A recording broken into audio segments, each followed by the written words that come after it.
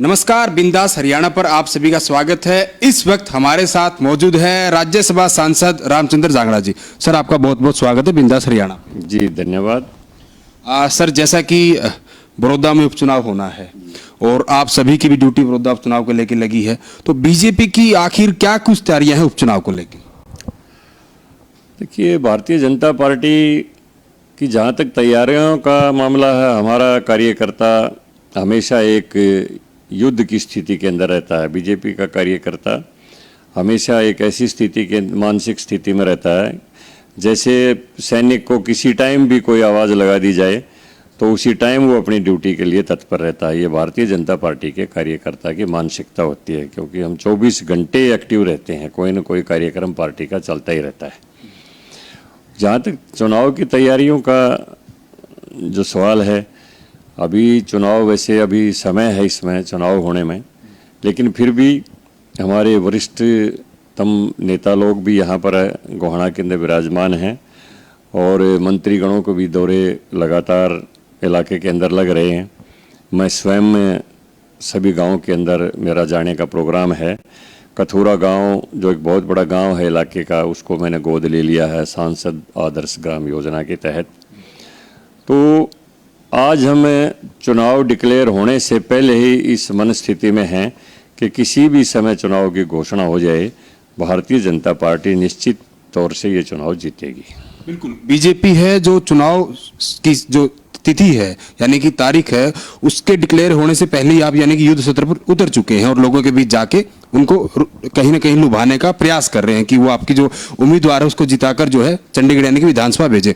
Sir, अगर बात की जाए बड़ौदा की, तो आप भी कहीं ना कहीं उसी इलाके से आते हैं, काफी गांव जो है आपसे वो सभी गांव से आप अच्छी तरह से परिचित है।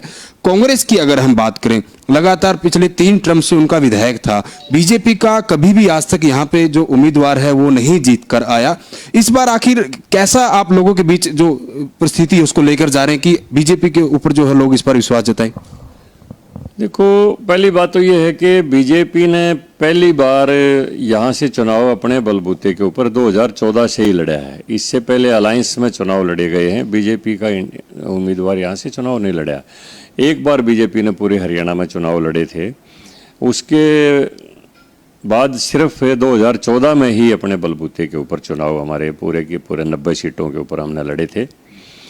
उस समय हमारे परिणाम आशाजनक नहीं आए, ये मैं मानता हूँ, लेकिन जो 2019 का चुनाव था उसमें हमारे कैंडिडेट बिल्कुल थोड़े मार्जिन से आ रहे थे और पूरे मुकाबले में हम थे।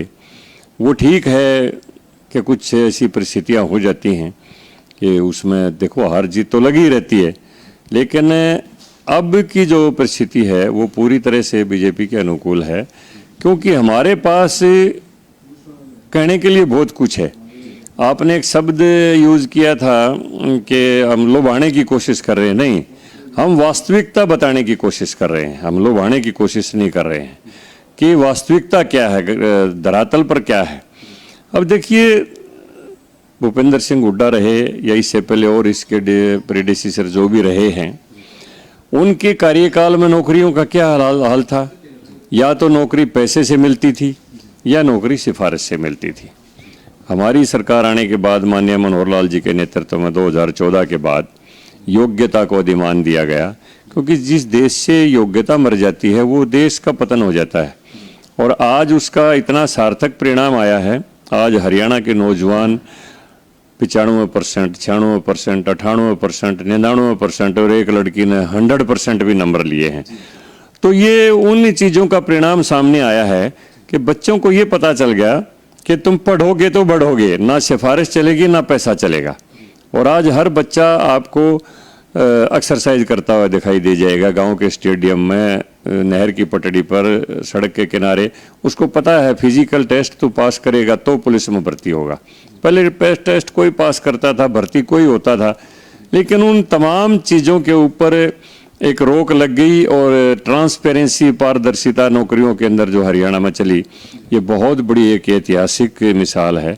आज के पॉलिटिकल ज़माने में जहाँ पॉलिटिकल आदमी बहुत डरते हैं इस बात से कोई वर्कर नाराज़ ना हो जाए, कोई रिश्तेदार नाराज़ ना हो जाए, उसको फेवर ना किया गया तो, लेकिन विदाउट फियर और फेवर जो हरियाणा में नौकरियां देने का मनोहर लाल जी के नेतृत्व में काम किया गया, वो हमारे लिए बहुत बड़ा प्लस पॉइंट है। आज हम गांव में जाते हैं तो हमारा गर्व से सर ऊंचा हो जाता है जब लोग कहते हैं जी हमारे गांव के 10 बच्चे लगे हैं और गरीबों के बच्चे लगे हैं, बिना सिफारिश और बिना पैसे के लगे हैं, तो हमारा सर गर्व से ऊंचा हो जाता है। इसी प्रकार हर वर्ग के लिए, जैसे किसान का मामला है, ये सारा का सारा क्योंकि देहात का इलाका है, इसमें कोई शहर भी नहीं है बड़ौदा में तो। और मैं परसों भी 5 गांव में गया था, लोगों ने कहा जी पहली बार हमें अपनी फसल का इतना बढ़िया मूल्य मिला है। और कोविड के बावजूद भी सरकार ने पूरा हमारा जितनी भी फसल थी, उत्पाद था, वो खरीदा और समय के ऊपर पेमेंट हो गई।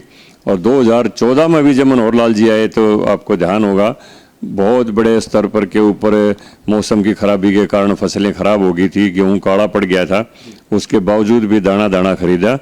और सरकार को पेमेंट बाद में मिली, पहले किसान को पेमेंट मिल गई, सरकार को एजेंसियों से चाहे बाद में मिली हो पेमेंट, पहले किसान की जेब में वो पैसा चला गया।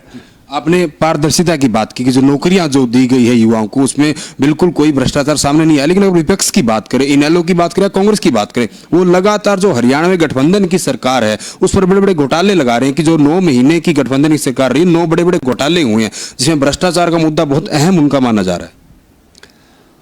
मुझे कोई एक घोटाला तो आप ऐसा बताओ कि भाई इस काफी घोटालों का जिक्र किया। हम धान घोटाले की बात करें, अभी हाल ही में रजिस्ट्री घोटाले की बात करें, हालांकि उनकी जांच चल रही है, तो जो खरीद हुई मंडियों में हम उसकी बात करें, छात्रवृत्ति का जो घोटाला है वो भी घोटाला माना जा रहा है। इस तरह के काफी घोटाले हैं जो कांग्रेस या इनेलो लगातार उठा रही है। देखो, आपका घोटाला बहुत बड़ा घोटाला था लॉकडाउन के अंदर।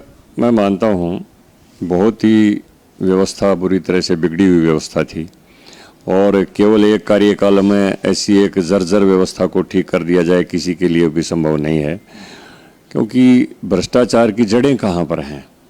अब भूपेंद्र हुड्डा के कार्यकाल में तहसीलदार का सिलेक्शन ऐसे होता था कि 25 लाख रुपए तो आपके लगेंगे रिटन टेस्ट पास करवाने के, और 25 लगेंगे आपके इंटरव्यू में पास करवाने के, और 25 पोस्टिंग पर दे देना।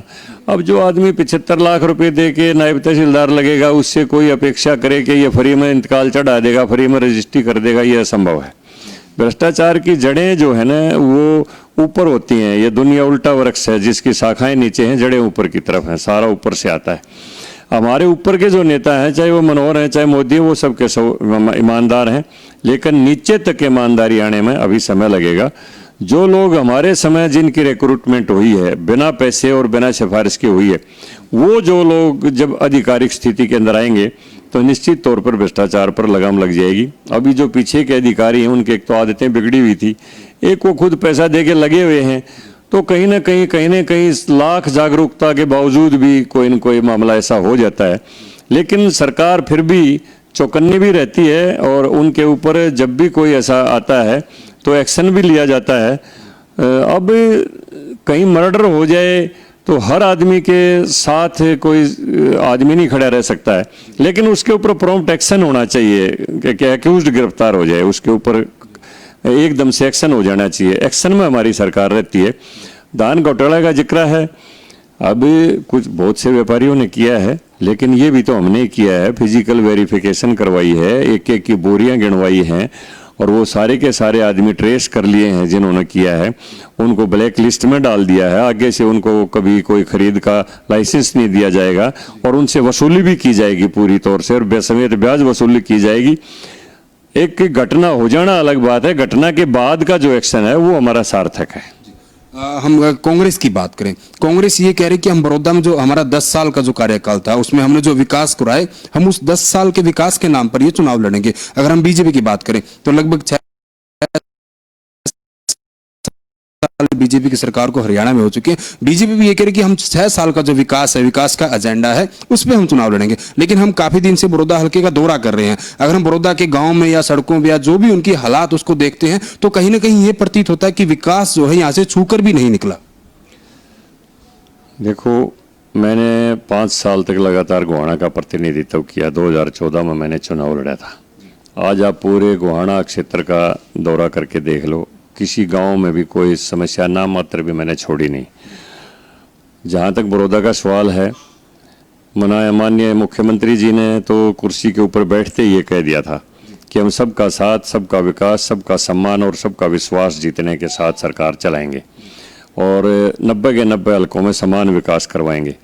जहाँ कहीं भी मुख्यमंत्री गए, जितनी डिमांड उनके सामने रखी गई, चाहे वो 100 करोड़ की, चाहे 200 करोड़ की, वहीं पर मंजूर करके आए, चाहे हमारा विधायक कहीं था या नहीं था। अब लोकल प्रतिनिधि जो यहाँ प्रतिनिधित्व कर रहा था वो कहीं ढीला रह गया और उसने अपने इलाके की तरफ ध्यान नहीं दिया, तो वहाँ पर तो हम अपनी कमी मान सकते हैं।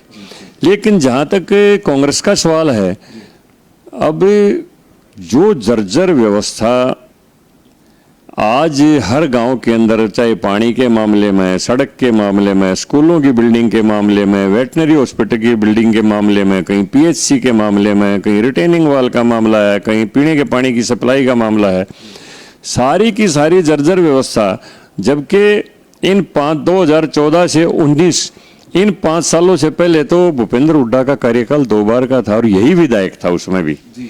तो उस समय तो पूरी व्यवस्था चाक चौबंद हो जानी चाहिए थी। एक भी कहीं कोई किसी किस्म की पब्लिक के लिए कोई ऐसी कठिनाई रहनी नहीं चाहिए थी। लेकिन आज अगर वो सामने पड़ी है तो उसका कौन जिम्मेदार है? कांग्रेस कैसे दावा कर सकती है कि हम विकास के नाम पर वोट लेंगे?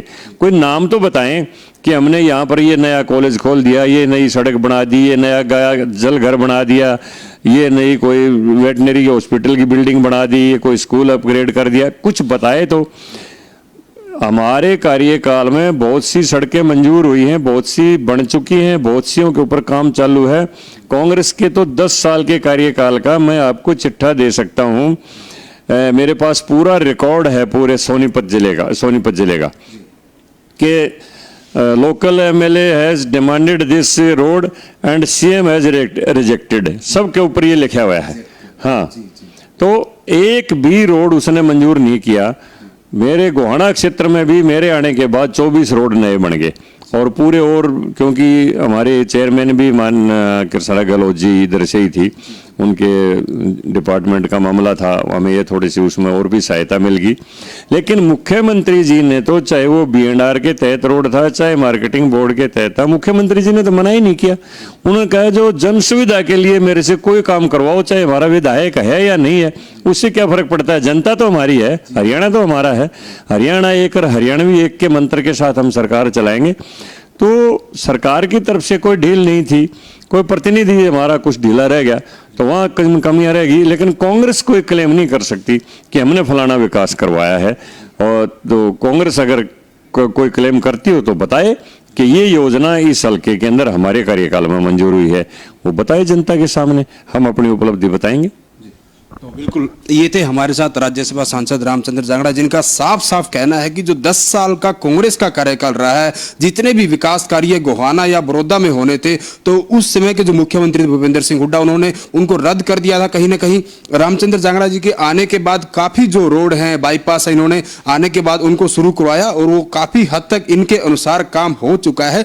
और जो बीजेपी का जो मंत्र है हरियाणवी एक, हरियाणा एक के मंत्र के तहत ये लोग जो है जनता के बीच जा रहे हैं। और रामचंद्र जांगड़ा का साफ साफ कहना है कि इस बार जो है बड़ौदा में बीजेपी का यानी कि कमल जरूर खिलेगा, बीजेपी का जो उम्मीदवार है वो जीतकर चंडीगढ़ जाएगा। हालांकि ये अभी देखने वाली बात होगी, उम्मीदवार जो भी उतर कर आएगा उसके बाद लोग किसको अपना समर्थन देते हैं, किसको जिताकर भेजते हैं, इसके लिए हमें अभी इंतजार करना होगा। वीडियो जर्नलिस्ट अमित के साथ सुरेंद्र नैन, बिंदास हरियाणा।